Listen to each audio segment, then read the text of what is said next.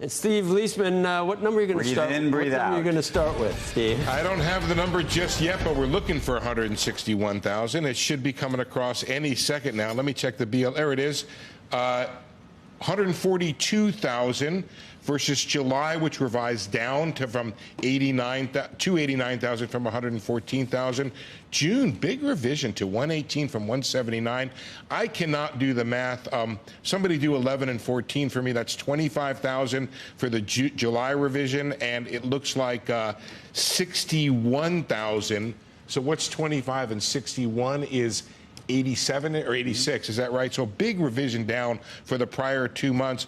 I'm looking at the unemployment rate. It did tick down to 4.2% from 4.3, right in line with consensus. Let's see if I have any other headlines here that I can scare up. That's all I have right now. I'd have to go to the BLS report here, refresh my page. Rick has it scrolling across the top. I do not. I'm going to go quickly to the B1 table, and I'm going to tell you where the jobs were and where they weren't. Looking here, quickly, 142 over, all private sector, 118. So we're talking about some 20,000 or so, 24,000 jobs were from the government sector. It looks like there was positive gains in negative on manufacturing, minus 24,000.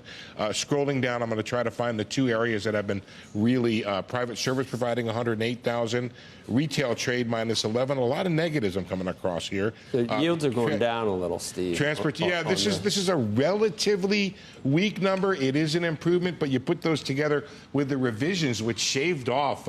What did I come up with? Almost 86,000 jobs. Yeah, and it was bad to start with, wasn't it? It was, well, no, some of them were high. Like one of them came way down. It was a 179, came down to like 118 or something like that. I want to just check leisure and hospitality, which has been a place, obviously, where we've had a lot of gains, and private education, health services, a big part of it, 47,000. Healthcare within that, up 44,000. No hot inflation numbers anywhere, are there? Well, the No, average I didn't check hourly, I'll tell you. What do you got, Beck? Up 0.4% versus the up 0.3%. That's pretty strong. And average hourly year over year, up 3.83% versus the up 3.7% that had been expected. So maybe a little stronger. Yeah, so there's 46,000 on leisure and hospitality. And government, again, like I said, 24,000, of which almost all of it was in local government, 22,000, of which that was ex-education. So I'm seeing I don't know what the diffusion number is. I'm guessing it's down near 50 or 60% in terms of where the jobs. I'm seeing a bunch of negatives, a bunch of positives. Look, in a normal world, this would be a good number, because we've gotten so used to these big numbers near 200. Clearly, the job market's softened. Clearly, it's weakened. We have to take this number with a grain of salt because of the revisions I told you about in the 7 o'clock hour. That happens a lot. Plus the idea that you have these downward revisions. You have the ADP number led you, as I said before, people discounted. I think they're wrong. It led you in the right direction. And I'm just going to very quickly check what's happened to the Fed funds probabilities here, because we were on the cusp of a 50 for September. Not enough for anything. It's going to refresh. It's going to move. Yes, now we're just barely 51.49 on a 50 now. Okay. We flipped from 57. Now, what happens, Joe, this is very interesting, this has been happening the whole time, is now the probability of a 50 in November becomes a probability of a 25.